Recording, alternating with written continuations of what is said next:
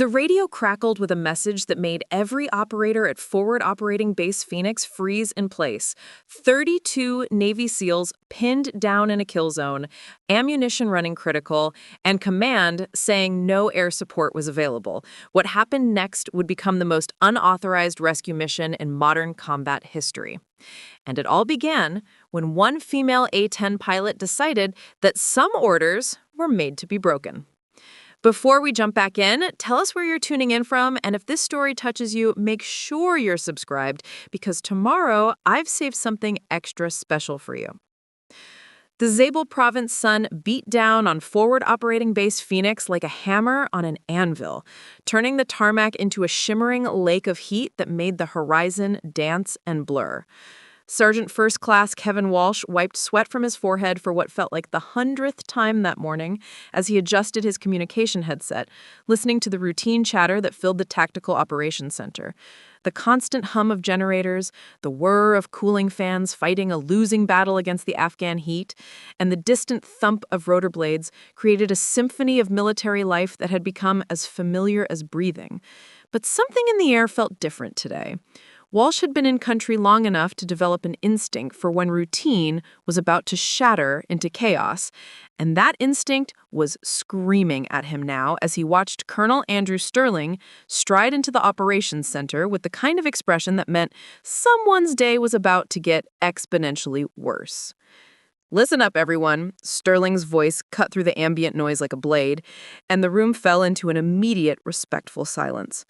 The colonel's weathered face, marked by 3 deployments and countless difficult decisions, held a grim determination that made Walsh's stomach tighten with anticipation.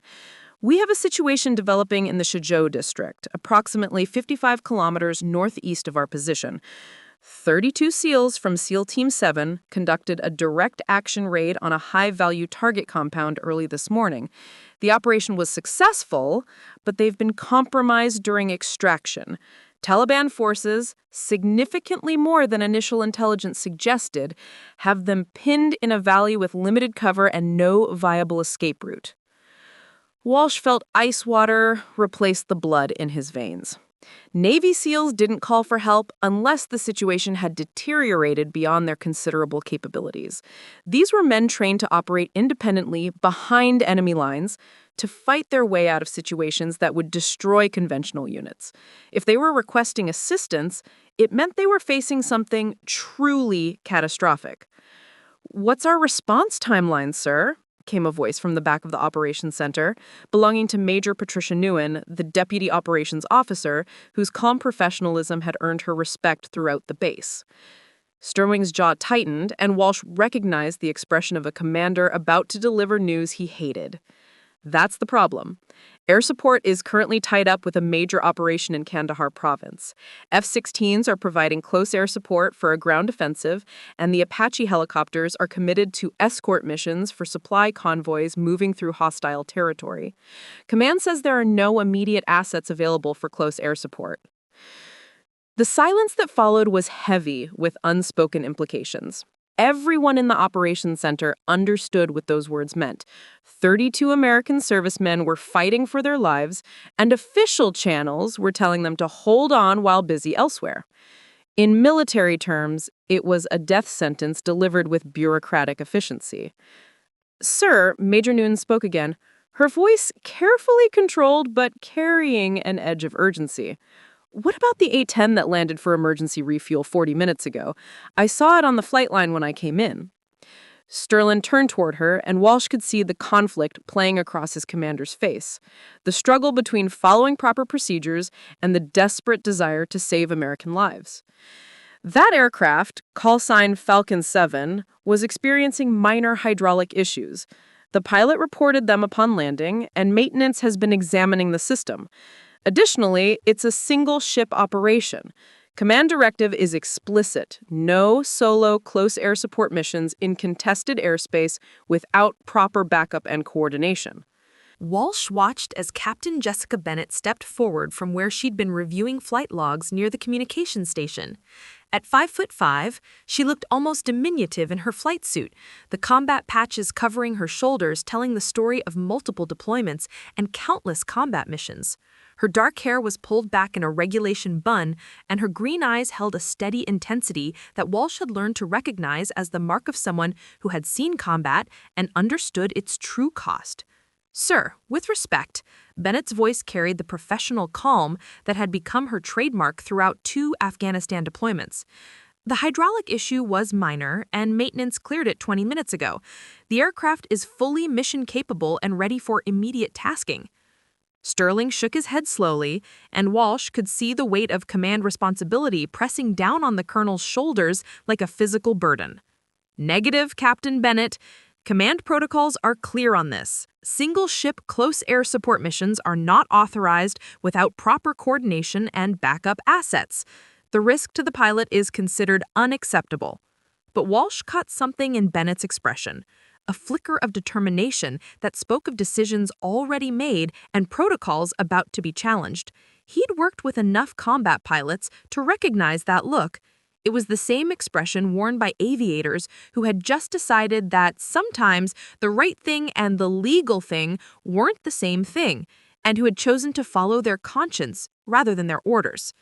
The radio on the tactical frequency suddenly crackled to life, and a voice filled with strain and the unmistakable sounds of combat, sharp cracks of rifle fire, the deeper boom of explosions, and the controlled urgency of men fighting for survival cut through the tension in the operations center.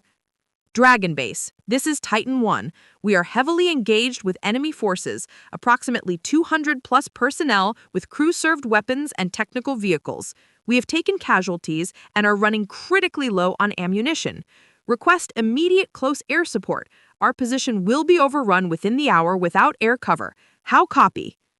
The voice belonged to Master Chief Logan Blake, the SEAL team leader whose reputation for tactical brilliance and cool-headed leadership under fire was legendary throughout the special operations community. If Blake was saying his position would be overrun, it meant the situation had deteriorated beyond desperate into catastrophic. Sterling grabbed the radio handset, his knuckles white with tension. "Titan 1, Dragon Base copies your situation. Be advised, no immediate air support is available. We are working through command channels to redirect assets to your location. Estimated time of arrival is 90 minutes minimum." The pause that followed felt like an eternity compressed into seconds.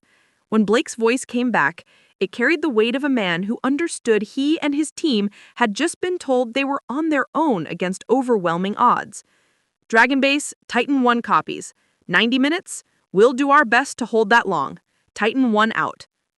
In the terrible silence that followed, Walsh heard something that made his blood run cold, the distinctive whine of jet engines spinning up on the flight line, engines that weren't supposed to be starting, belonging to an aircraft that wasn't supposed to be taking off. Captain Jessica Bennett was no longer in the operations center. Colonel Sterling rushed to the window overlooking the flight line, and Walsh joined him just in time to see the single A-10 Thunderbolt accelerating down the runway, its distinctive twin engines screaming as it lifted into the harsh Afghan sky and banked hard toward the northeast, toward Shah Joy District, toward 32 Americans fighting for their lives, and toward a confrontation that would either save lives or end a career. "God damn it," Sterling whispered. Though whether it was a curse or a prayer, Walsh couldn't tell. The colonel stood frozen at the window, watching the aircraft disappear into the heat shimmer, knowing he should be initiating court-martial proceedings against his finest close air support pilot, but finding himself praying instead that she would come back alive. The operations center remained silent as the sound of the departing aircraft faded into the distance. Walsh exchanged glances with Major Nguyen and several other personnel, all thinking the same thing. Captain Jessica Bennett had just thrown away her military career to save 32 men she'd never met, and now the only question was whether she would live long enough to face the consequences of her decision. Captain Jessica Bennett had earned her call sign, Falcon, not through any single dramatic moment, but through the accumulated weight of dozens of combat missions where her precision and speed had saved lives that would otherwise have been lost. The other pilots in her squadron had initially viewed her with the skepticism that often greeted female aviators in the close air support community, doubting whether someone who stood barely 5'5" and looked more like a college student than a combat pilot could handle the brutal realities of close air support warfare. Those doubts had evaporated during her first deployment when she threaded 30mm canyon fire between friendly and enemy positions with margins measured in single-digit meters, destroying targets that other pilots had deemed too close to American forces to engage safely. The name Falcon had stuck because she combined the predatory precision of a Raptor with the speed and decisiveness that separated exceptional pilots from merely competent ones. Now, climbing through 12,000 feet in her beloved A-10 Thunderbolt, she felt the familiar calm settling over her like a well-worn jacket. The aircraft responded to her touch with the solid reliability that had made the Warthog legendary among ground forces worldwide. It wasn't graceful like an F-16 or imposing like an F-15. It was a flying tank built around the massive GAU-8 Avenger cannon that could shred armored vehicles like tissue paper. Ugly, slow by modern fighter standards, and absolutely perfect for the mission ahead. Dragon Base, this is Falcon 7, requesting immediate tactical frequency for SEAL element in Sector 93 Alpha. Her voice carried the professional calm that had become her trademark, even as she violated direct orders and potentially ended her military career with every word she spoke. The radio remained silent for several long seconds before a different voice crackled through her headset, not the operations center personnel she'd been working with, but Colonel Sterling himself, his tone carrying barely controlled anger mixed with something that might have been grudging respect. Falcon 7, Dragon Base Actual, you are not authorized for this mission profile. Return to base immediately. That is a direct order, Captain Bennett. Jessica's fingers tightened slightly on the stick, but her voice remained steady, professional, betraying none of the adrenaline flooding her system or the knowledge that she was burning every bridge in her military career. Dragon Base Actual, Falcon 7 copies your transmission. Switching to tactical frequency with Titan element. Out. She reached over and dialed in the SEAL team's frequency, effectively cutting off further argument from her chain of command. The decision was made, irrevocable now. 32 American servicemen were fighting for their lives in a valley that might become their tomb, and she was the only pilot in position to help them. Everything else, career considerations, regulations, the comfortable path of following orders, had become irrelevant the moment she'd heard the desperation in Master Chief Blake's voice. Titan 1, this is Falcon 7. I understand you gentlemen are having some uninvited guests at your party, and I'm here to file some extremely loud noise complaints with your neighbors. The relief in Master Chief Blake's response was palpable even through the static and background sounds of intense combat. Falcon 7, Titan 1. Command told us no air cover was available. We are damn glad to hear you're lying to us about that. We've got approximately 200 enemy personnel with crew-served weapons, multiple technical vehicles, and at least 3 positions with what look like Russian-made heavy machine guns. They've got us boxed in a valley with minimal cover, and they're pressing the attack from 3 sides. Jessica banked the A-10 toward the coordinates Blake had transmitted, her eyes scanning the terrain below through her targeting pod with the practiced efficiency of hundreds of combat missions. The valley stretched between 2 steep ridgelines like a wound carved into the Afghan landscape, with the SEAL team pinned near the northern end where a dried riverbed offered the only substantial cover. Enemy forces held the high ground on both sides, the tactical nightmare scenario that turned valleys into killing zones. Through her optics, she could see muzzle flashes winking from multiple positions on the ridgelines, each one representing bullets aimed at Americans who had expected to die alone in this god-forsaken valley until an unauthorized A-10 pilot had decided that official channels could wait while men were dying. Titan 1, Falcon 7 has your position. I see your purple smoke. Fair warning, danger close is going to be very danger close today. These enemy positions are right on top of you. How copy? The weight of those words settled on her shoulders like a physical burden, sharp, precise, and demanding nothing less than perfect execution. Below her, she could see the tactical situation developing with the clarity that came from years of training and combat experience. The enemy forces were pressing their advantage, moving to flank the SEAL positions while maintaining suppressive fire from the ridgelines. It was a coordinated attack by fighters who understood small unit tactics and had the discipline to execute them effectively. Through her targeting system, Jessica identified her first target, a technical vehicle, a pickup truck with a Russian-made DSHK heavy machine gun mounted in its bed, firing down into the valley from a position on the eastern ridgeline. The vehicle was perhaps 30 meters from the nearest SEAL position, close enough that any miscalculation would mean American casualties from her own fire. She rolled the A-10 into a shallow attack dive, lining up her approach with the methodical precision that had earned her the reputation Master Chief Blake had referenced. Her grandmother had taught her to play piano as a child, emphasizing that perfection came from the marriage of technical skill and artistic feel. Combat flying, she discovered, required the same combination, the technical knowledge to calculate angles, speeds, and distances, combined with the instinctive feel for when everything aligned perfectly. Titan 1, Falcon 7 is inbound from the southwest. Keep your heads down for the next 30 seconds. This is going to be loud. The GAU-8 cannon spun up with its distinctive whine, and Jessica felt the familiar vibration through the aircraft's frame as 30-millimeter depleted uranium ammunition streaked toward the target at nearly 4,000 rounds per minute. Each round carried enough kinetic energy to punch through tank armor, and against the unarmored technical vehicle, the effect was devastating and immediate. The pickup truck simply ceased to exist, replaced by a crater and scattered debris that served as a violent introduction to the enemy fighters that an A-10 pilot had entered their battle space. But Jessica knew that introductions only worked on opponents smart enough to learn from them, and the continued muzzle flashes from other positions suggested these fighters were either extremely brave or extremely foolish. Titan 1, Falcon 7 is direct hit. That gun was making our lives very difficult. We've got movement on the western ridgeline. Looks like they're trying to set up another heavy weapon position. Grid coordinates follow. Jessica pulled up and banked hard left, her flight suit automatically inflating to counteract the G-forces as she maneuvered for another attack run. Through her canopy, she could see more muzzle flashes from the western ridge, and her threat warning system chirped softly as someone below tried to paint her aircraft with a targeting laser, probably hoping she'd panic or break off her attack. The A-10 had been designed to absorb punishment that would destroy other aircraft, with redundant flight controls, titanium armor plating around the cockpit, and systems that could continue functioning even with significant battle damage. But that didn't mean she intended to give these fighters any easy shots at her bird. Titan 1, I see the movement. Looks like they brought reinforcements to the party. You folks might want to find better cover while I explain the rules of engagement to our uninvited guests.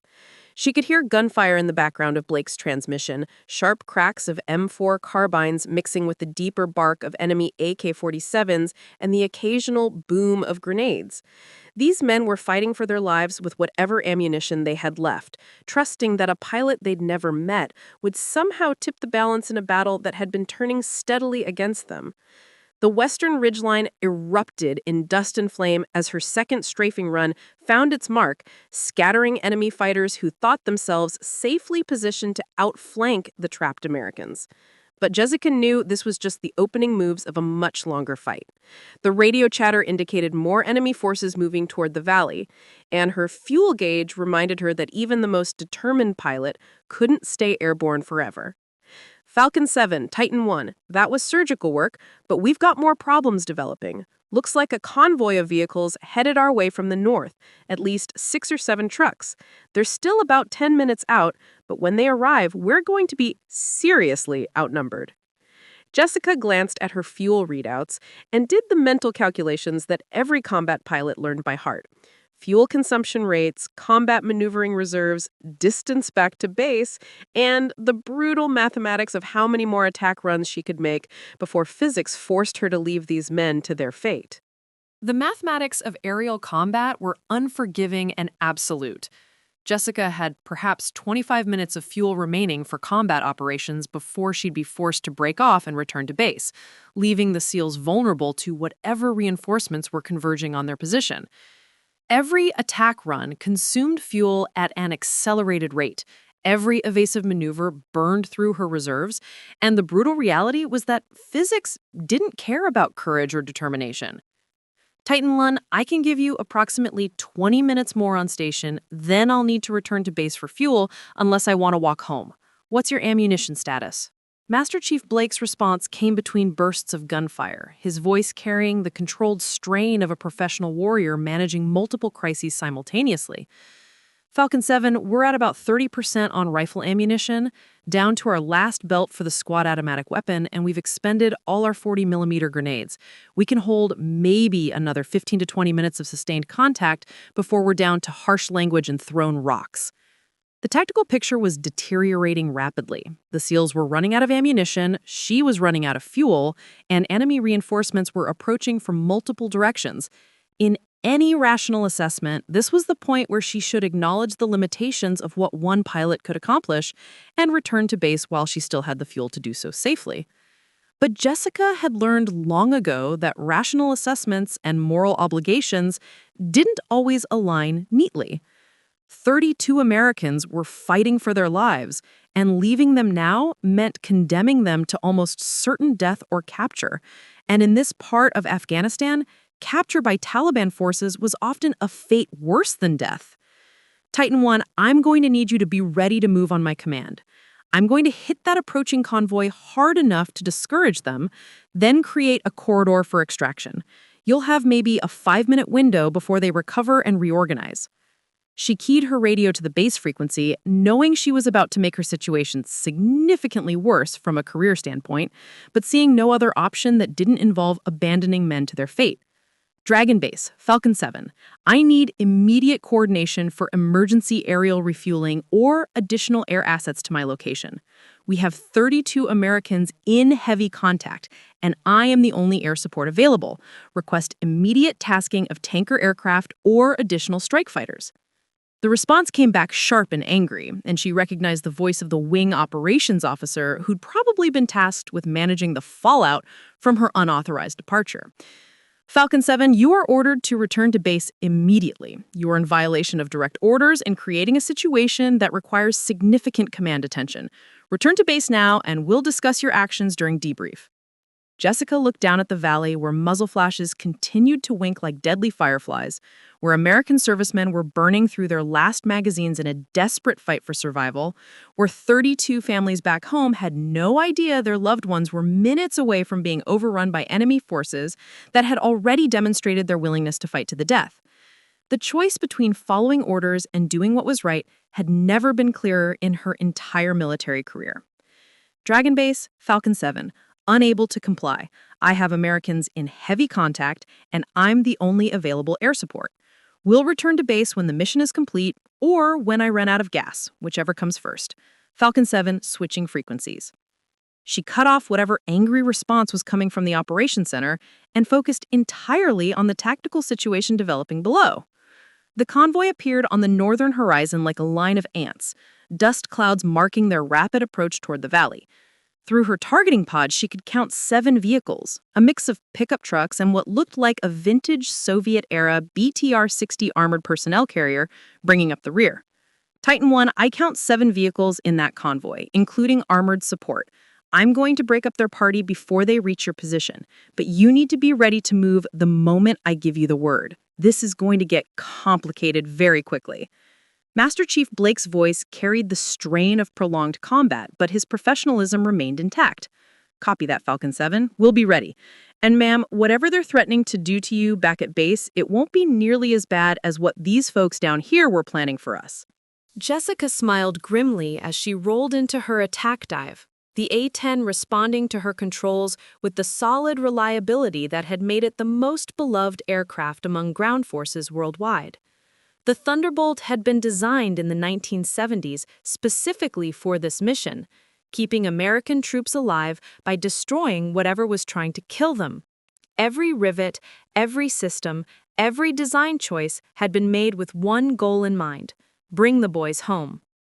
The lead vehicle in the convoy grew larger in her targeting reticle as she approached from the southwest, using the sun's angle to mask her approach until the last possible moment. The fighters in the back of the pickup trucks were scanning the sky, but they were looking in the wrong direction, expecting threats from the east, where American bases were located. By the time they spotted the distinctive twin-engine silhouette of the A-10, it was far too late to matter. Her cannon spoke again, and the lead vehicle vanished in a cloud of dust and twisted metal, the distinctive "burt" sound of the GAU-8 echoing across the valley like thunder from an angry god. The convoy immediately scattered, vehicles peeling off in different directions as their drivers realized they were under attack from above. But scattered tactics only worked if you had somewhere to hide, and the open terrain around the valley offered precious little concealment from a pilot who knew her business and had thermal imaging that could spot heat signatures through dust clouds. The second vehicle died before it could complete its evasive turn, victim of the same surgical precision that had earned Captain Bennett her reputation throughout the theater of operations. The surviving vehicles were firing back now, streams of tracer rounds reaching up toward her aircraft like deadly fireworks, but the A-10 had been built to absorb small arms fire that would shred other aircraft. It would take something much more substantial than AK-47s and machine guns to bring down the flying tank. Her headset crackled to life with chatter from the SEAL team, the red note of relief in their voices evident, as enemy fire from the ridgeline slackened and their immediate tactical situation began to improve. These men had faced the very real possibility of dying in an anonymous Afghan valley, and suddenly they had hope again. But hope, Jessica knew, was a luxury that had to be earned through precise application of violence against those who threatened American lives. The armored personnel carrier had taken cover behind a rocky outcropping, but its commander had made the critical mistake of thinking Soviet-era armor could protect him from 30mm depleted uranium rounds traveling at nearly 3,000 feet per second. Jessica approached from an angle that gave her a clean shot at the vehicle's more lightly armored rear section, where the engine and fuel tanks offered particularly attractive targets. Her third strafing run left the BTR-60 burning like a torch, black smoke rising into the clear Afghan sky like a funeral pyre for enemy ambitions. The remaining pickup trucks were fleeing north, their crews apparently having decided that martyrdom was considerably less appealing when faced with the reality of an A-10 pilot who clearly knew her business. Titan 1, Falcon 7, I count 5 vehicles destroyed, 2 fleeing north. Your immediate area should be clear for extraction, but I recommend moving quickly before they decide to come back with friends and better weapons. Master Chief Blake's response carried a note of amazement that professional warriors rarely allowed to creep into their communications.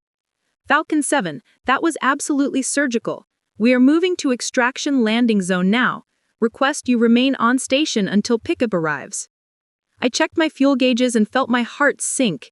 I had perhaps 8 more minutes of combat operations remaining before I'd be forced to return to base for fuel, leaving the SEALs vulnerable if enemy reinforcements arrived. The mathematics of fuel consumption were unforgiving, even for pilots willing to push every envelope and violate every regulation. Titan 1, I can give you 8 more minutes on station, then I'll need to return to base for fuel. What's your ETA on pickup? A different voice suddenly crackled through my headset, belonging to a helicopter pilot approaching from the south. Falcon 7, this is Guardian 3. We are inbound to your location, ETA 6 minutes. Thanks for clearing the neighborhood. We were monitoring your frequency and heard you've been busy. Relief flooded through me as I spotted the distinctive silhouettes of 2 Black Hawk helicopters approaching at low level, staying beneath the ridgelines to avoid enemy observation. The cavalry was finally arriving, which meant my unauthorized mission might actually have a happy ending, despite the career implications I'd face upon returning to base.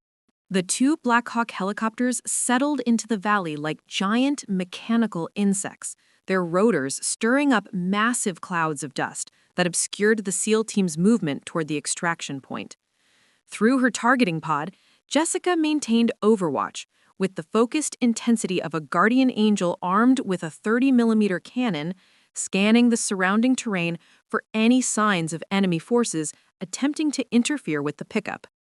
The Taliban fighters who'd fled north were still visible as tiny figures in the distance, apparently having decided that discretion was indeed the better part of valor when faced with American air power. But she'd been in this business long enough to know that defeated didn't mean harmless, and retreating enemies had a nasty habit of regrouping and returning with reinforcements. Guardian 3, Falcon 7. Your landing zone appears secure at this time. I'm not seeing any immediate threats, but recommend expedited pickup procedures. Those folks who ran north might decide to grow a backbone and come back. The helicopter pilot's voice crackled through her headset with professional acknowledgement. Copy that, Falcon 7. We'll make this quick. SEAL team is loading now. Through her optics, she watched the 32-man SEAL team sprint toward the waiting Blackhawks, their movement disciplined despite their obvious exhaustion.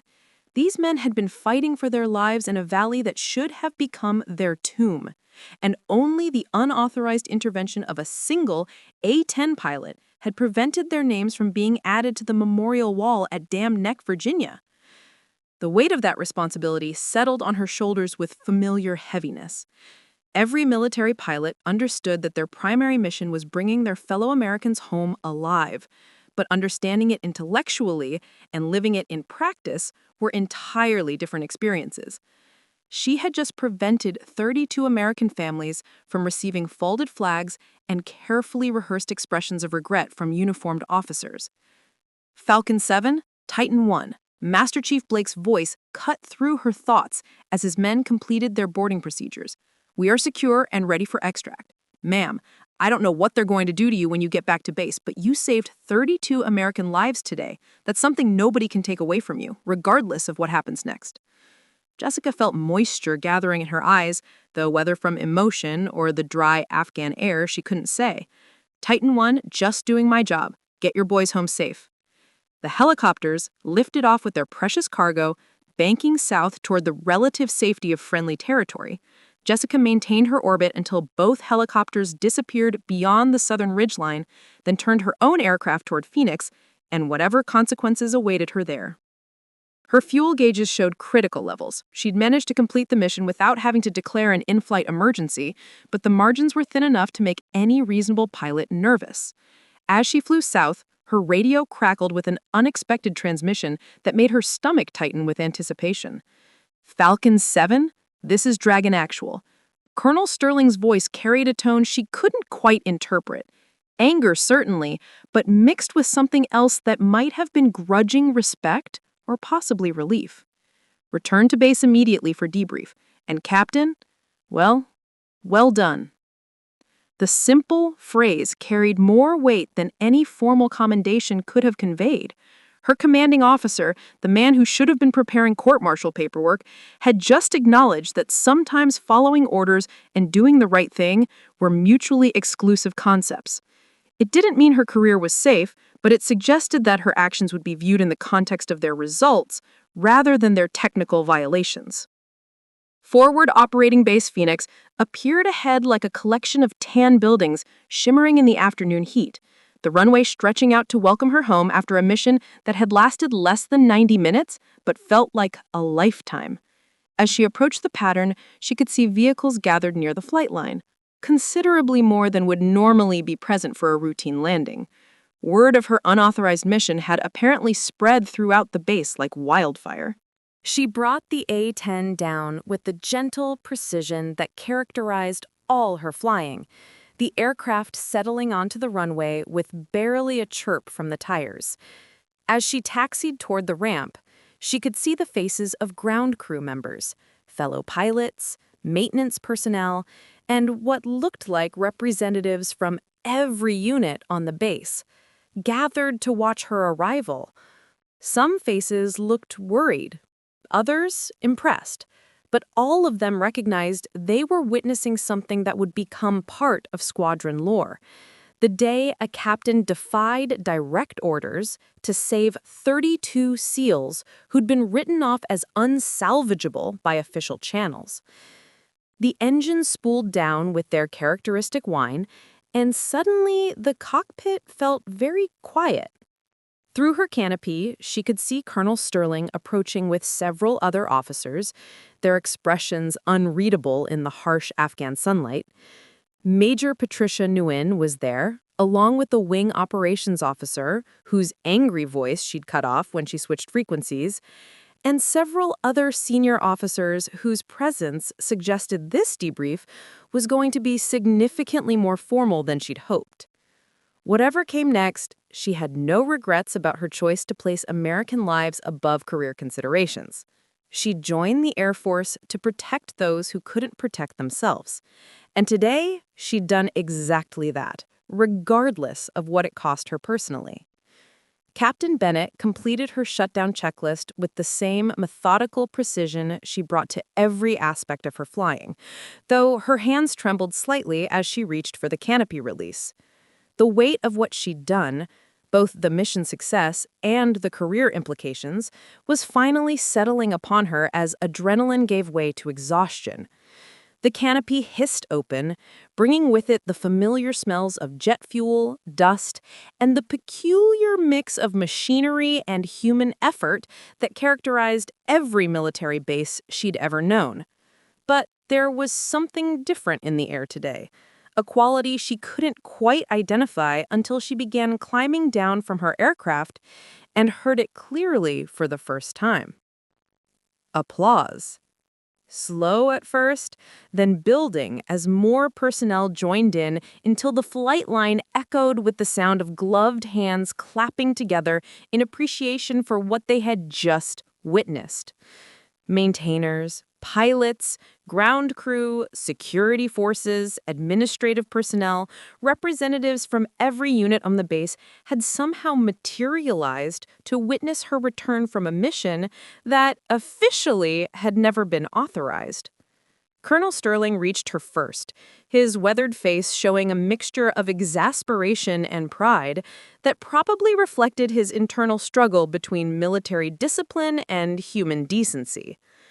Captain Bennett, you and I need to have a very serious conversation about following orders and the chain of command.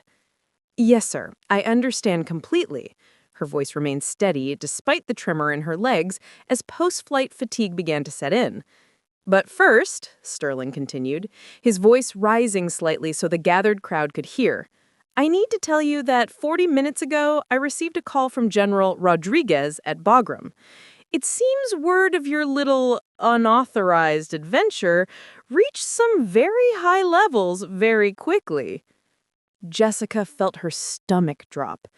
General Rodriguez commanded all air operations in Afghanistan, and his personal attention was rarely a good thing for junior officers who had violated direct orders, regardless of the results they had achieved.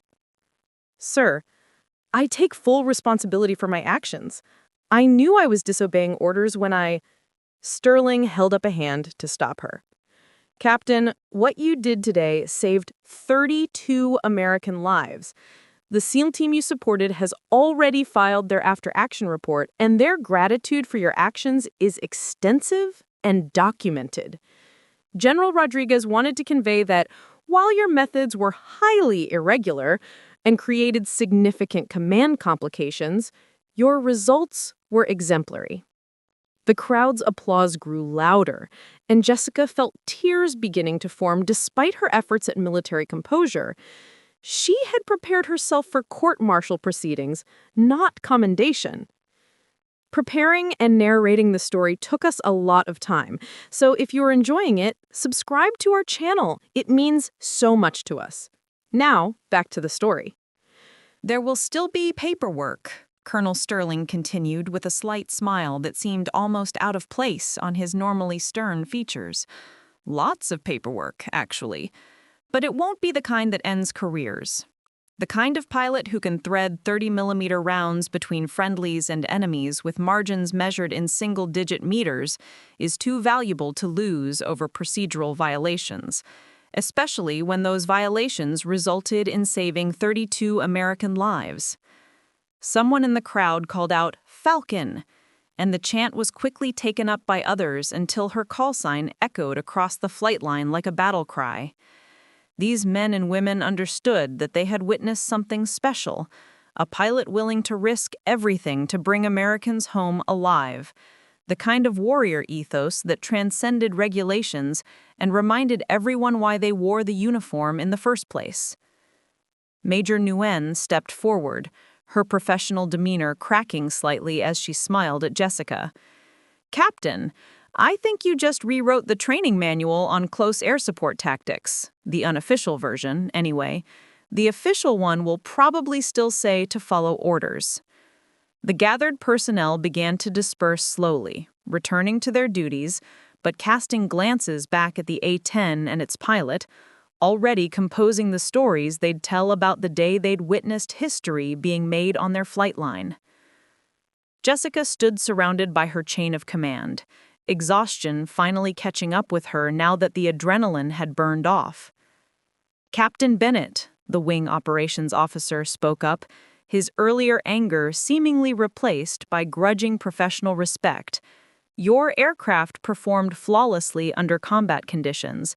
Maintenance will need to inspect it thoroughly, but preliminary reports suggest you brought her back without a scratch, despite operating in a hot combat zone for over an hour. That's impressive flying under any circumstances." Sterling gestured toward the operations center. "Let's get you debriefed while the mission details are still fresh. We'll need comprehensive documentation of everything that happened out there, every target engagement, every communication, every decision point. This is going to be studied at the weapons school for years to come, whether officially or unofficially." The debrief lasted 3 hours, with Jessica recounting every detail of the mission from the moment she'd made the decision to take off without authorization through the final moments of the SEAL extraction. Intelligence officers wanted precise coordinates of every enemy position she'd engaged. Operations officers wanted to understand her fuel management decisions. Safety officers wanted to document the risks she'd assessed and accepted.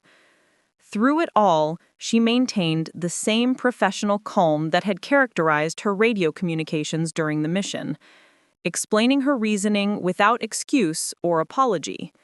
She had made conscious choices based on the tactical situation, accepting the career risks because the alternative, abandoning 32 Americans to their fate, had been morally unacceptable. As the sun began to set over forward operating base Phoenix, painting the Afghan landscape in shades of orange and purple that almost made the harsh environment seem beautiful, Jessica finally made it back to her quarters. The small room felt like a sanctuary after the intensity of the day. A narrow bunk, a metal locker, a small desk covered with paperwork and personal items, and a window that looked out over the flight line where her A-10 sat surrounded by maintenance crews examining every system. She sat on her bunk and pulled out a notepad, intending to write a letter to her father back in Colorado. He'd served as an Air Force crew chief during Desert Storm, and she knew he would understand better than most what she'd experienced today. The weight of command decisions, the moral calculus of risk versus reward, the knowledge that you'd held other people's lives in your hands and somehow managed not to drop them. "Dear Dad," she wrote in her careful script, "today I remembered everything you taught me about doing the right thing even when it's difficult. 32 American families will not receive visits from casualty notification officers because I chose to act rather than wait for permission. I hope this would make you proud, even if it might have ended my career." She sealed the letter, knowing it would never fully convey the weight of what had transpired in that Afghan valley, or how the lessons learned from a father who'd spent his career keeping aircraft flying had translated into life-or-death precision at 15,000 feet. Some things could only be understood by those who had faced similar choices and found the courage to act according to their conscience rather than their career interests. A knock on her door interrupted her thoughts. She opened it to find Sergeant Walsh standing there, holding a cardboard box that seemed oddly out of place in the military environment. "Ma'am, this just arrived for you. Special delivery from the Special Operations Compound." Jessica took the box with curiosity, noting it had no official markings or routing information. Inside, wrapped carefully in cloth, she found a beautifully crafted wooden plaque. The words carved into the polished surface read, "To Captain Jessica Falcon Bennett. When everyone else said help wasn't coming, you proved them wrong. 32 lives saved. SEAL Team 7 will never forget." Below the inscription were 32 signatures, each one representing a man who'd faced death in that valley and lived because one pilot had decided that some orders were meant to be broken. Her hands trembled as she held the plaque, feeling the weight of recognition from warriors whose respect was earned only through demonstrated courage under fire. This wasn't an official commendation that would go in her service record. It was something more valuable, acknowledgement from men who had tested her character in the crucible of combat and found it worthy. A second knock came moments later. This time it was Major Nguyen, accompanied by several other pilots from the squadron. "Captain, we're heading to the dining facility for dinner. You should join us. Fair warning, you're probably going to have to tell the story about 20 times before the evening is over." Jessica smiled, placing the plaque carefully on her desk where she could see it. "Lead the way, ma'am. I suppose I owe everyone an explanation for why I stole an A-10 this morning." "Borrowed," one of the pilots corrected with a grin. "You borrowed an A-10. Stealing implies you didn't bring it back." As they walked across the base toward the dining facility, Jessica could feel the eyes of other personnel following her. Word had spread throughout Phoenix about what had happened, and she'd become something of a celebrity in the span of a few hours. It was uncomfortable for someone who preferred to let her flying speak for itself, but she understood that her actions had resonated with something fundamental in military culture: the willingness to place mission accomplishment and troop welfare above personal considerations. The dining facility erupted in applause when she entered, and she found herself surrounded by soldiers, airmen, and contractors who all wanted to shake her hand or offer their own version of congratulations. A group of Army infantry soldiers insisted on buying her dinner, explaining that they'd had their own close air support experiences and knew exactly how much difference one determined pilot could make. Later that evening, as she finally returned to her quarters, Jessica reflected on the surreal nature of the day. She'd woken up expecting a routine morning of training flights and administrative duties. Instead, she'd violated direct orders, engaged in unauthorized combat operations, saved 32 American lives, and somehow emerged with her career not just intact, but potentially enhanced by her actions. The base had grown quiet around her, settling into the rhythm of another night in Afghanistan. But through her window, she could see the flight line where her A-10 sat parked among the other aircraft, its distinctive silhouette a reminder of what one person could accomplish when faced with an impossible choice between following rules and doing what was right. Tomorrow there would be more flights, more missions, more Americans who might need the kind of precision and dedication she'd spent years perfecting.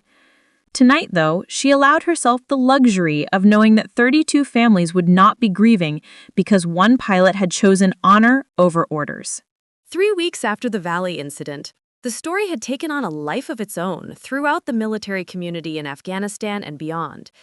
Every telling seemed to add new details, some accurate, and others enhanced by the natural tendency of military folklore to grow with each retelling.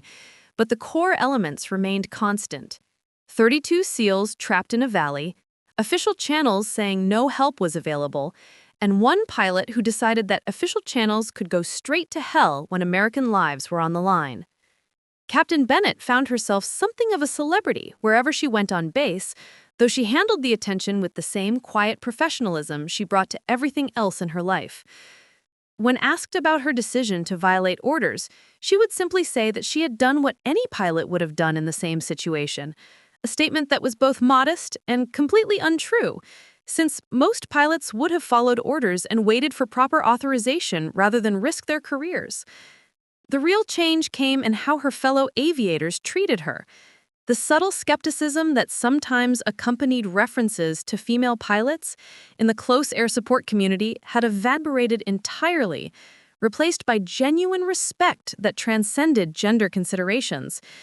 When she entered the squadron ready room, conversations would pause momentarily as hardened combat pilots acknowledged the presence of someone who had proven herself in the most definitive way possible. Sergeant Walsh, who had been present at the original briefing when the crisis had first developed, cornered her one afternoon near the flight line as she was conducting her pre-flight inspection. "Ma'am, I've been in this business for 16 years, and I've seen a lot of good pilots and a few great ones. What you did out there, that wasn't just good flying. That was something else entirely." Jessica appreciated the sentiment, but she remained genuinely uncomfortable with the elevated status her actions had earned her. "Sergeant, I just did my job. Any pilot in the squadron would have made the same choice if they'd been in my position." Walsh shook his head firmly, his expression serious. "Ma'am, with all due respect, that's not true and you know it. Half the pilots in this squadron wouldn't have had the courage to disobey direct orders from a colonel, and the other half wouldn't have had the skill to pull off what you did once they got there. You didn't just save those SEALs, you showed all of us what it means to be a military aviator." Their conversation was interrupted by the approach of a Humvee carrying personnel from the Special Operation Compound on the far side of the base. As it stopped nearby, 32 men in a mix of combat uniforms and civilian clothes climbed out, their faces tanned and their eyes holding the particular alertness that marked them as members of America's most elite military units. Master Chief Blake, the SEAL team leader, whose calm voice she'd heard during the most intense moments of the battle, approached with the easy confidence of someone accustomed to moving through dangerous situations.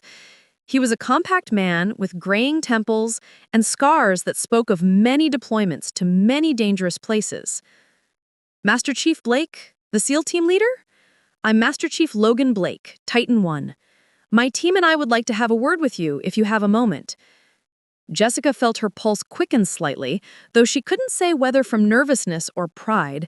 These men represented the absolute pinnacle of military professionalism, and their opinion carried weight that transcended normal rank structures in ways that only those who'd served in combat could truly understand. "Of course, Master Chief. What can I do for you?" He gestured toward his men, who had formed a loose semicircle around them.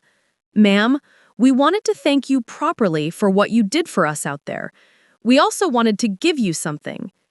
He reached into his pocket and withdrew a small metal object that caught the afternoon sunlight. As he handed it to her, Jessica realized she was looking at a SEAL Team trident, the warfare insignia worn by naval special warfare operators. But this one was different, smaller than the standard uniform item, clearly custom-made rather than government issue. "Ma'am, this is a miniature trident that we had made in the base metal shop. It's not official, and you can't wear it on your uniform, but we wanted you to have something that represents our appreciation for what you did. In our community, we have a saying, 'The only easy day was yesterday.' You made our hardest day survivable, and that's something we won't forget." Jessica accepted the small metal insignia with hands that trembled slightly, despite her efforts at composure. The trident was still warm from Blake's pocket, and she could see the careful craftsmanship that had gone into its creation. Someone had spent considerable time and effort creating this token of appreciation. "Master Chief, I don't know what to say. This means more to me than you can possibly know." Blake nodded solemnly, his expression carrying the gravity of someone who understood exactly how rare and precious such recognition truly was. "Ma'am, you gave us our lives back when everyone else said help wasn't coming. That kind of debt doesn't get repaid with words. If you ever need anything, and I mean anything, you've got 32 brothers who will move heaven and earth to make it happen. That's a promise." One of the other SEALs stepped forward, a younger operator with a fresh scar running along his jawline. "Captain, I've got a 3-year-old daughter back home in Virginia who's going to grow up with her dad because you showed up when nobody else could. I just wanted you to know that." Another SEAL added, "Ma'am, I've been in combat in 4 different countries over the past decade. I've worked with a lot of pilots providing close air support, and what you did, the precision, the courage, the commitment, that was the best CAS I've ever seen. You set a standard that every pilot should aspire to." As the SEAL team departed, Jessica stood holding the miniature trident, feeling the weight of recognition from men whose respect was earned only through demonstrated courage under fire. The small insignia represented something more valuable than any official commendation, the acknowledgement from warriors who had tested her character in the crucible of combat and found it worthy. That evening, she carefully placed the trident in her personal kit alongside the few other mementos she carried from deployment to deployment. Unlike official awards that marked career milestones and looked impressive in service dress uniforms, this small piece of metal represented something more fundamental. The moment when she had been fully accepted into the brotherhood of those who place mission accomplishment and troop welfare above personal considerations. The sun was setting over forward operating base Phoenix, painting the sky in shades of red and gold that transformed the harsh Afghan landscape into something almost beautiful. Jessica stood at her window looking out over the flight line where her A-10 sat among the other aircraft and reflected on how much had changed in such a short time. She had come to Afghanistan as a competent combat pilot with a solid reputation. She was leaving as something more, a warrior who had proven that courage wasn't the absence of fear, but the willingness to do what was right despite that fear. The story of what had happened in that valley would follow her for the rest of her career, shaping how people viewed her and what they expected from her. It was a responsibility she accepted willingly, knowing that with recognition came obligation. She would need to live up to the standards she had set to prove that her actions that day weren't a one-time aberration, but a reflection of who she truly was as an officer and aviator. Tomorrow would bring new missions, new challenges, new opportunities to demonstrate the values she'd been willing to risk her career to uphold. But tonight, she allowed herself a moment of quiet satisfaction, knowing that when faced with an impossible choice between following orders and saving lives, she had chosen correctly, and 32 American families would never know how close they had come to receiving the worst news imaginable.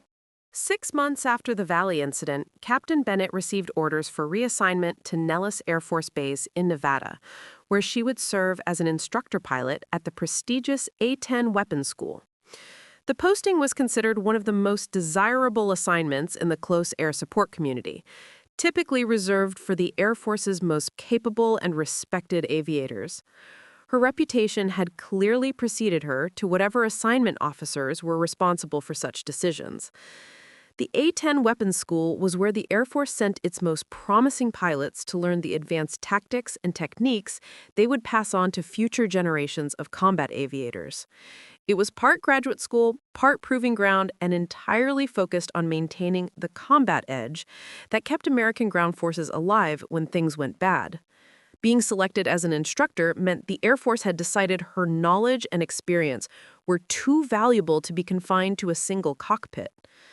The day before her departure from Afghanistan, Jessica made one final visit to the memorial wall in the base chapel, a simple wooden board where the names of fallen servicemen were inscribed in black ink.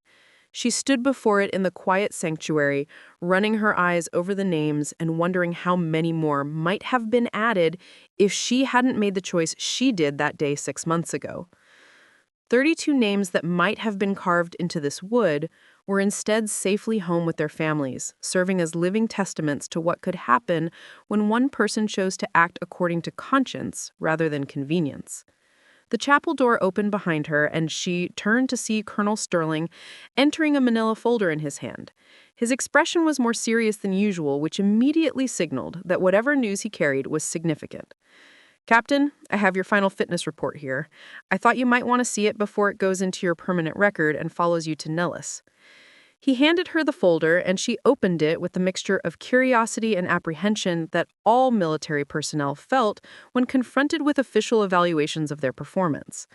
The rating was the highest possible, definitely promote, but it was Sterling's written comments that caught her attention and made her throat tighten with emotion.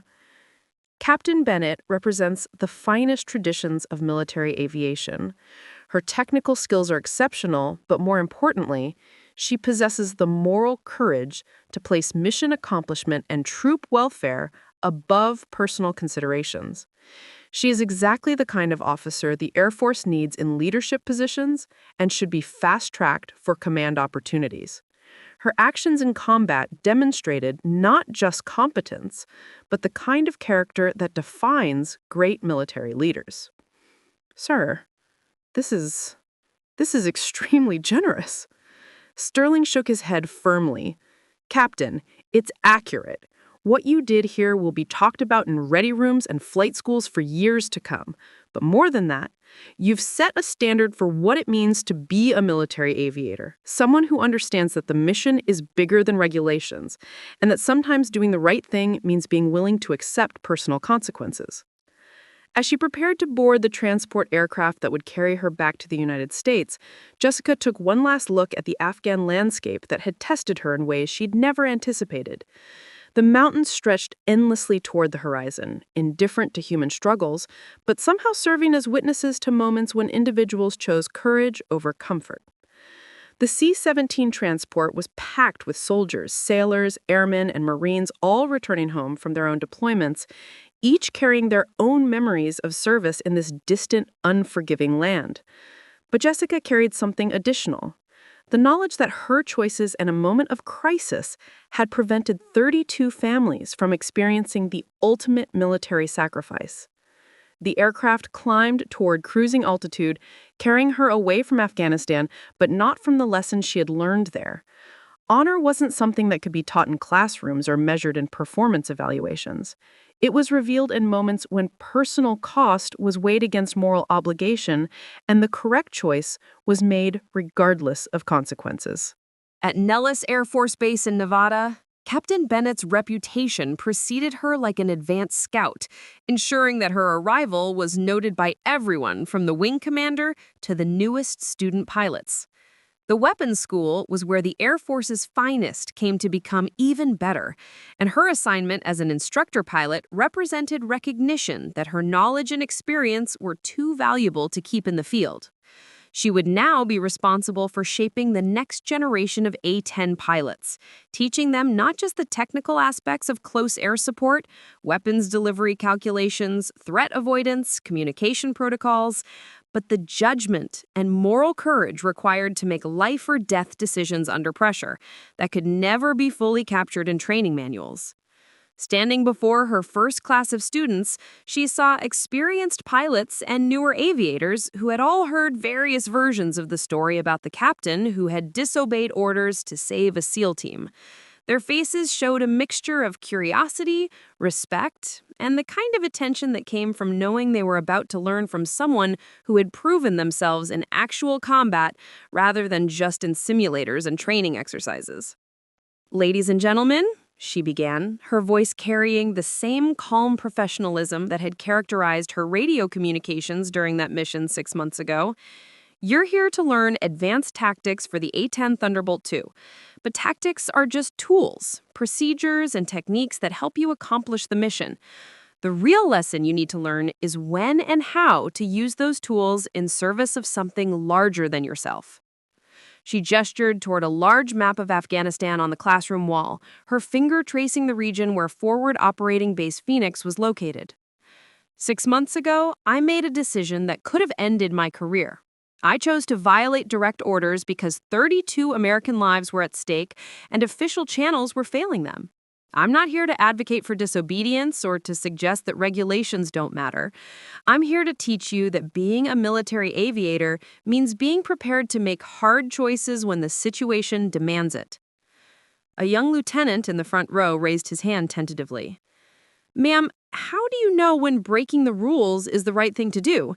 How do you make that kind of decision when everything is happening fast and you don't have time to think it through?"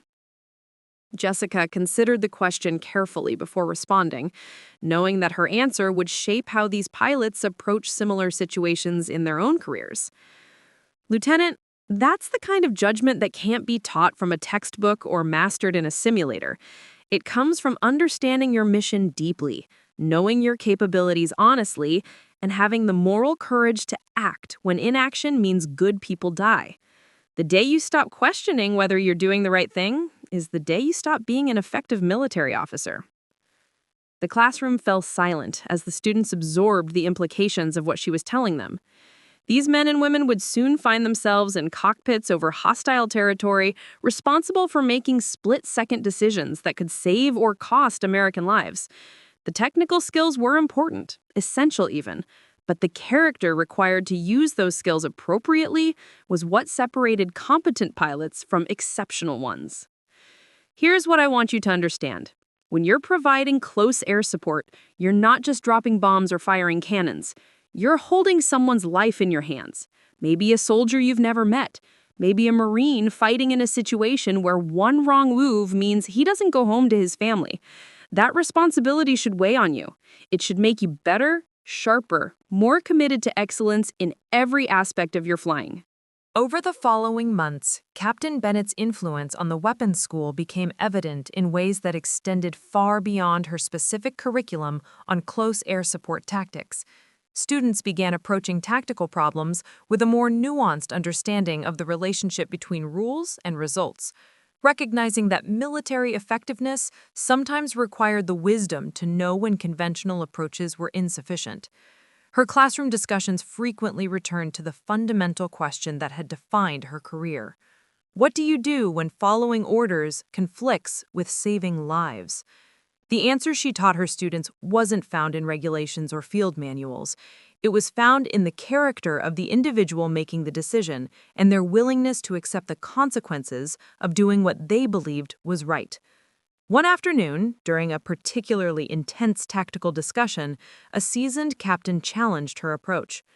"Ma'am, with respect, what you're describing sounds like advocating for pilots to ignore their chain of command whenever they disagree with orders. That's a recipe for chaos and breakdown of military discipline." Jessica nodded, appreciating the challenge. "Captain Martinez, you're absolutely right that blind disobedience would be chaos. But I'm not advocating for disobedience. I'm advocating for judgment. There's a crucial difference between disagreeing with orders because they're inconvenient or difficult and recognizing that following orders in a specific situation will result in unnecessary American deaths." She pulled up a tactical scenario on the classroom screen. "Let me give you an example. You're providing close air support for a ground unit in contact. Command tells you to hold fire because they're coordinating with another asset. But you can see through your targeting pod that the ground unit is being overrun and will be dead in 2 minutes. What do? The classroom erupted in debate, with students arguing different perspectives based on their own experiences and training. Some insisted that following orders was paramount. Others argued that saving lives superseded procedural considerations. Jessica let the discussion run for several minutes before bringing them back to focus. "Here's what I want you to understand," she said, her voice cutting through the debate. "There is no universal right answer to that question. What matters is that you've thought about it before you're in that situation, that you understand the weight of whatever choice you make, and that you're prepared to accept the consequences of doing what you believed was right. I violated direct orders, and I was prepared to be court-martialed for it. I made my peace with ending my career because I believed saving 32 lives was worth that cost." A young lieutenant who'd been silent throughout the discussion raised her hand. "Ma'am, how did you know you could pull it off? How did you know you had the skill to engage those targets without hitting friendly forces?" Jessica smiled slightly. "Lieutenant Chen, that's actually the most important question anyone's asked in this classroom. I knew I could do it because I'd spent thousands of hours training, hundreds of hours in combat, and I'd pushed myself to master every aspect of this aircraft and this mission. I wasn't being arrogant or reckless. I was being honest about my capabilities. If I hadn't been certain I could execute that mission without causing friendly casualties, I wouldn't have taken off." She paused, letting that sink in. That's the other crucial lesson here. Courage without competence is just recklessness. Before you can make the kind of decision I made, you need to have put in the work to earn the right to be confident in your abilities. That means being brutally honest with yourself about your limitations, constantly working to expand those limitations, and never letting ego convince you that you're better than you actually are. The students nodded, understanding beginning to dawn on their faces. This wasn't just about one dramatic moment of defying orders. It was about a lifetime of preparation that made that moment possible. Over the weeks that followed, Jessica noticed a shift in how her students approached their training. They asked harder questions, pushed themselves further in the simulators, and showed a deeper commitment to mastering every aspect of close air support operations. They understood that being a combat pilot wasn't just about flying an aircraft or following procedures, it was about being worthy of the trust that ground forces placed in them. One evening, as she was reviewing student performance reports in her office, Major William Harrison knocked on her door. Harrison was the weapons school's director of operations, a highly decorated pilot with 23 years of experience and a reputation for demanding excellence from everyone under his command. "Captain Bennett, do you have a minute?" "Of course, sir. Please come in." Harrison settled into a chair across from her desk, his expression thoughtful. "I've been reviewing student feedback from your classes. The response has been overwhelmingly positive, but more than that, I'm seeing changes in how students from your classes perform in their final exercises. They're making better decisions under pressure, showing more tactical creativity, and demonstrating a deeper understanding of what close air support is really about." Jessica felt a flush of pride, but kept her expression professional. "Thank you, sir. I'm just trying to pass on what I've learned through experience." "You're doing more than that," Harrison continued. "You're changing how these pilots think about their role and their responsibilities. That story from Afghanistan, it's not just a war story anymore. It's becoming a teaching case study about decision-making, moral courage, and the relationship between rules and mission accomplishment. I've been in this business for over 2 decades, and I've never seen an instructor have this kind of impact so quickly." He leaned forward, his expression becoming more serious. "I wanted you to know that I'm recommending you for early promotion to major. Your technical skills are excellent, but it's your leadership and your ability to inspire other pilots that make you truly exceptional. The Air Force needs officers like you in positions of greater responsibility." After Harrison left, Jessica sat alone in her office processing the conversation. She'd come to Nellis expecting to teach tactics and weapons employment, but somehow she'd become something more, a symbol of what it meant to put mission and people above personal considerations, and an example of how one person's choices in a moment of crisis could ripple outward to influence hundreds of other aviators. The miniature seal trident sat on her desk in a small display case, catching the light from her desk lamp. Next to it was a photograph that had been taken on the flight line at Phoenix the day she'd returned from the mission. Her A-10 in the background, the gathered crowd applauding, Colonel Sterling shaking her hand. It captured a moment that had changed her life, and she was beginning to realize might change how future generations of pilots thought about their profession. Her phone buzzed with a text message from an unknown number. When she opened it, she found a photo of a small girl holding a toy airplane, grinning at the camera. The message below read, "Captain Bennett, this is Senior Chief Patterson from Titan 1. My daughter Emma just turned 4, and when she asks why Daddy came home from Afghanistan, I tell her about a brave pilot who didn't give up on us. Thank you for giving me the chance to watch her grow up. Semper Fi."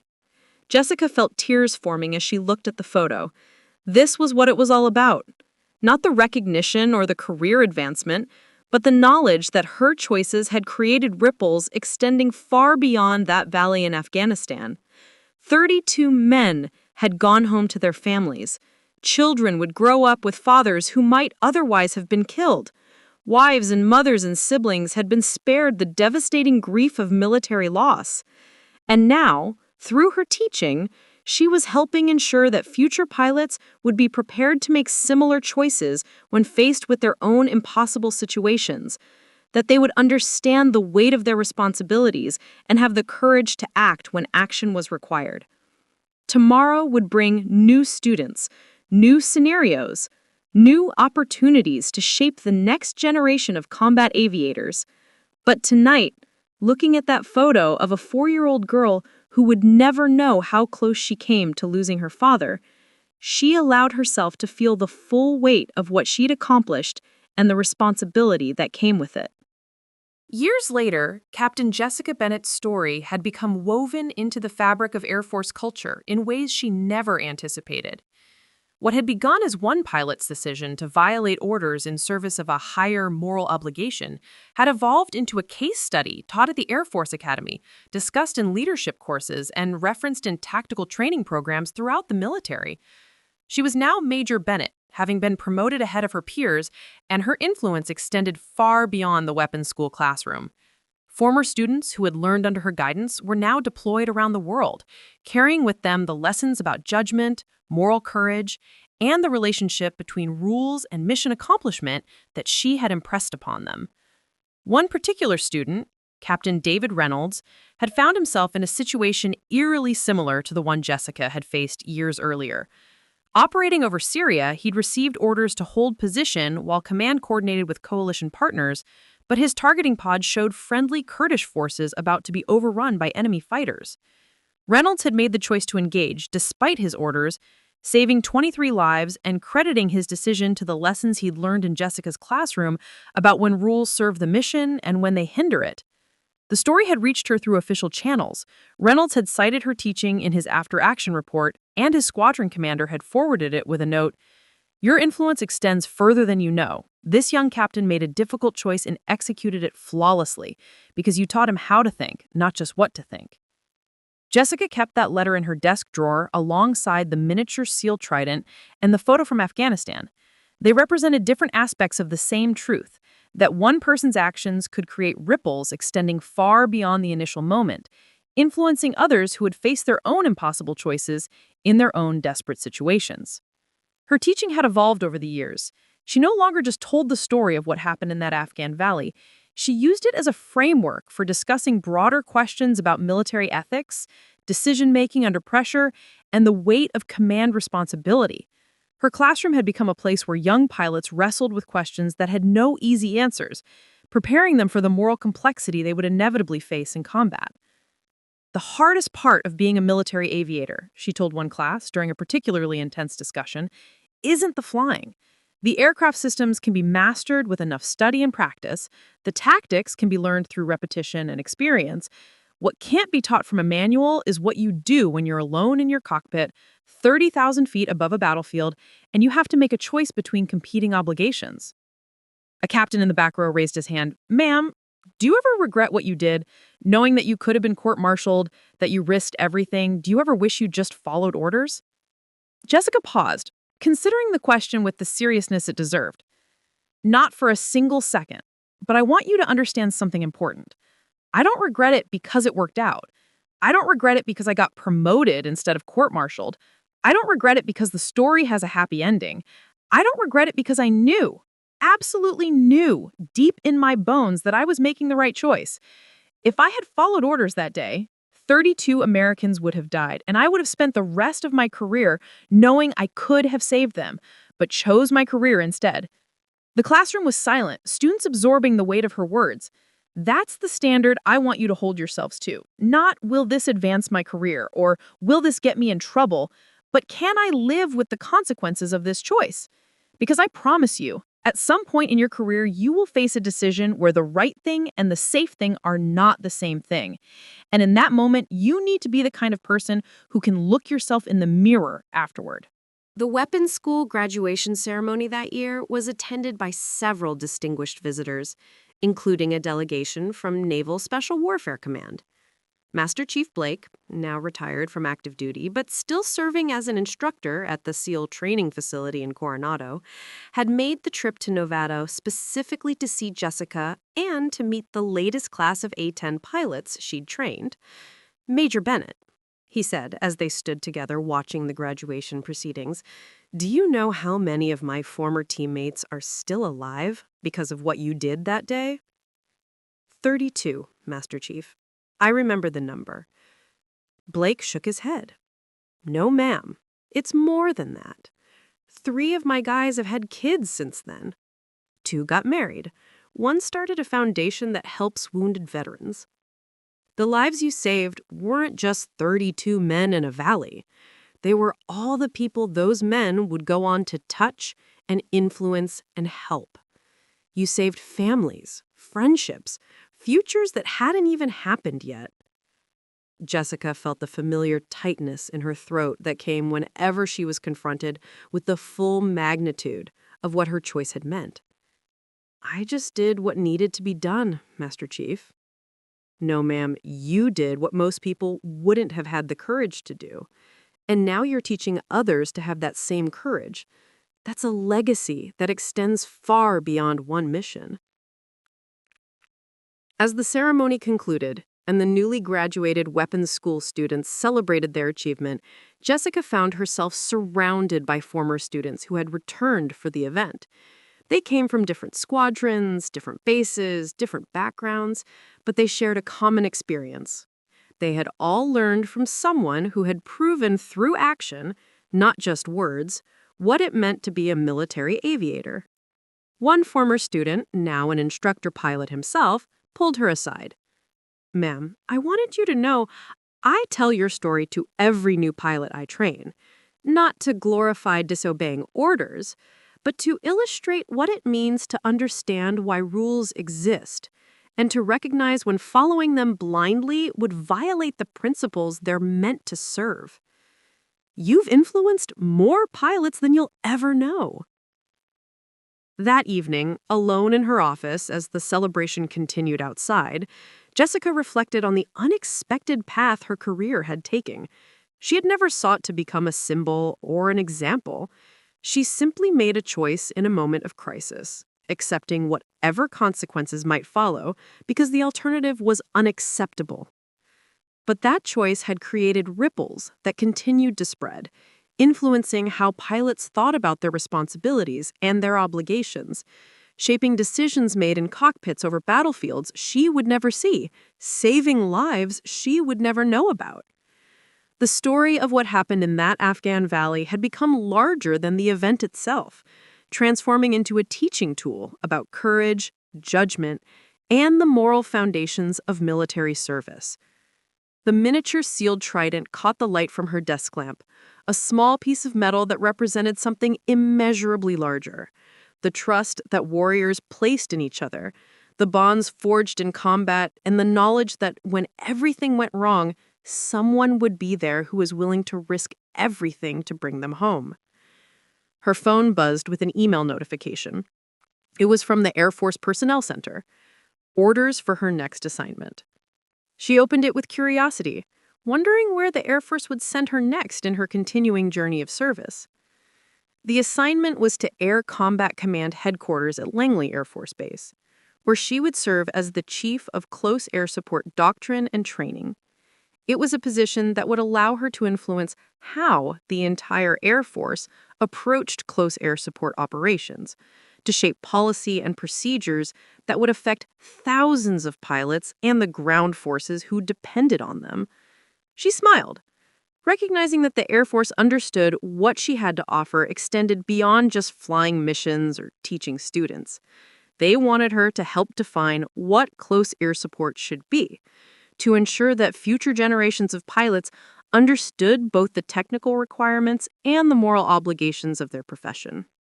Major Jessica Bennett stood at the podium of the Air Force Academy's auditorium, looking out at nearly 800 cadets who represented the future of American military aviation. She'd been invited to deliver the keynote address at their leadership symposium, and the weight of that responsibility was not lost on her. These young men and women would soon face their own impossible choices, their own moments when the right decision and the safe decision diverged sharply.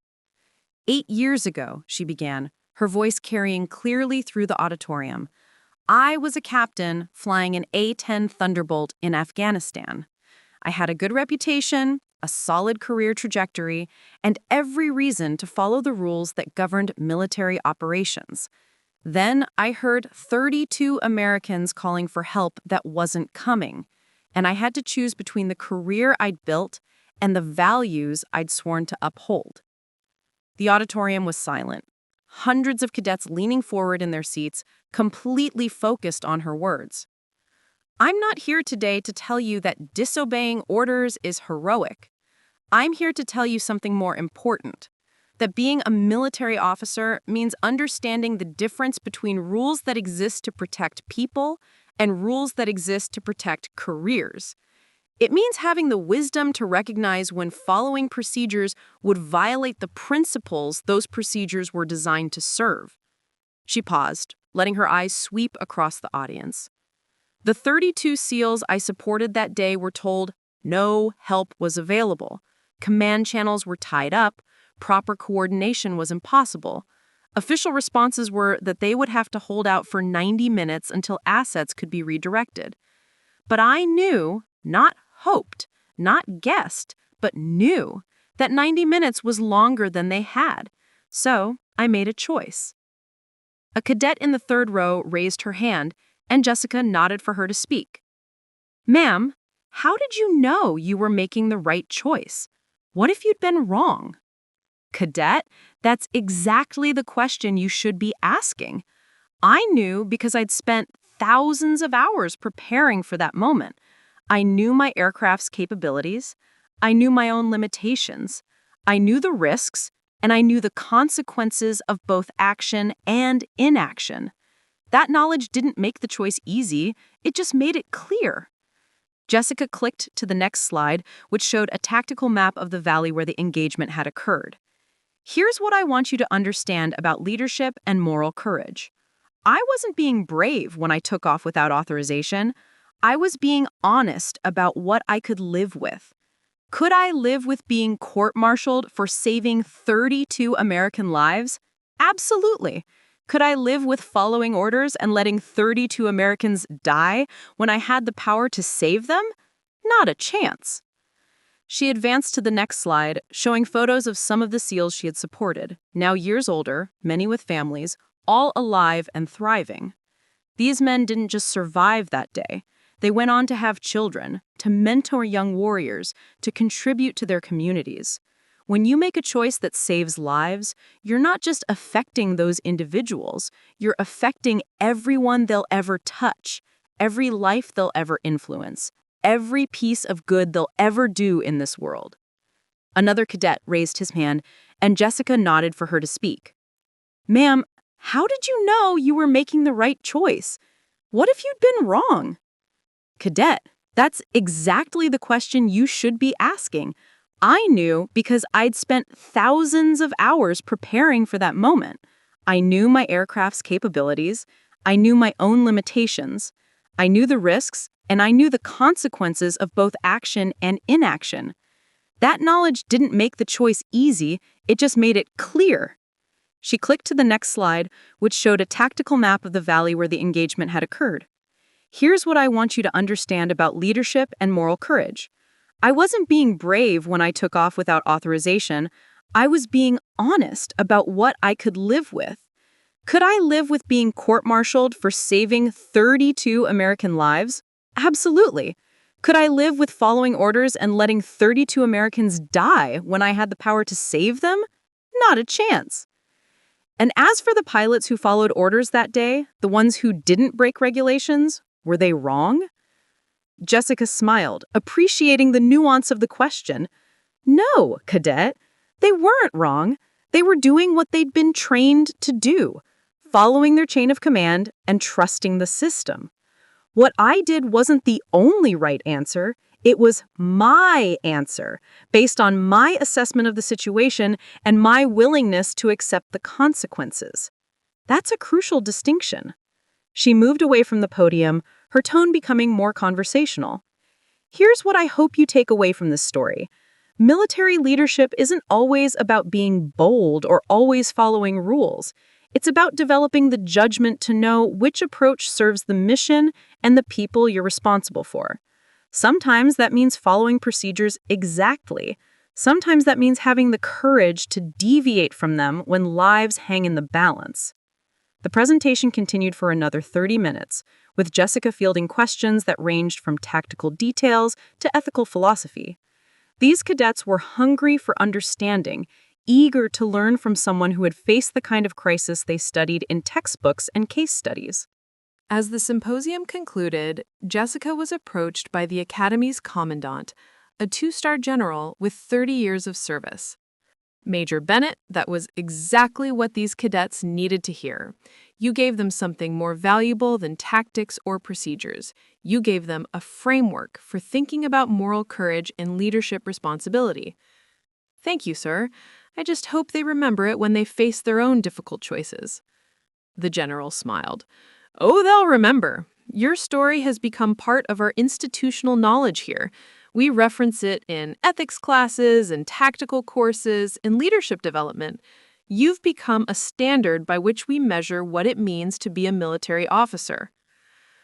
That evening, Jessica sat in her hotel room overlooking the academy grounds, reflecting on the day and the unexpected journey her career had taken. She'd never sought to become a symbol or a standard. She'd simply been a pilot who refused to let good men die when she had the power to save them. But that single choice, made in a moment of crisis over an Afghan valley, had rippled outward in ways she could never have anticipated. Students she had taught were now teaching others. Pilots she'd never met were making better decisions because they'd heard her story. Families were intact because she'd chosen conscience over career. The miniature sealed trident sat on the desk beside her laptop, catching the light from the setting sun. 32 men had given her that token of gratitude, but the real gift had been the opportunity to make a difference that extended far beyond that single mission. Her phone buzzed with a text message. It was from Master Chief Blake, who somehow always seemed to know when she needed encouragement. "Saw your academy speech online. You're still saving lives, Major. Just doing it one pilot at a time now instead of one mission at a time. Proud to call you a teammate." Jessica smiled, typing a brief response before turning her attention to the work awaiting her at her new assignment.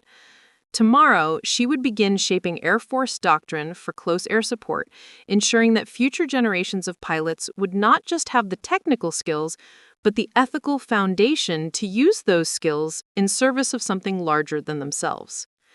The sun set over the academy, casting long shadows across the grounds where future military leaders were learning what it meant to serve with honor. And somewhere in that vast institution, cadets were discussing what they'd heard today, debating the ethics of her choice, examining their own values, preparing themselves for the moments when they would face similar impossible decisions. That was the ultimate legacy. Not just the 32 lives saved in an Afghan valley, but the countless others who would be saved by pilots who understood that courage wasn't the absence of fear, and that honor wasn't found in regulations, but in the willingness to do what was right regardless of the cost. Captain, now Major, Jessica Falcon Bennett had proven that when official channels fail and rules conflict with mission, one person's decision to act according to conscience can change everything. The SEALs had said no air cover was coming, but sometimes when everything else fails, one pilot's choice to do what is right can turn certain death into survival, despair into hope, and a career-ending decision into a legacy that shapes generations. In the end, she had learned, and taught, that the greatest victories aren't measured in enemy casualties or successful missions, but in the knowledge that when faced with an impossible choice between comfort and courage, you chose courage. And in a valley in Afghanistan, 32 men had lived to see another day because one pilot understood that some orders were meant to be broken. Up next, you've got 2 more standout stories right on your screen. If this one hit the mark, you won't want to pass these up. Just click and check them out. And don't forget to subscribe and turn on the notification bell so you don't miss any upload from us.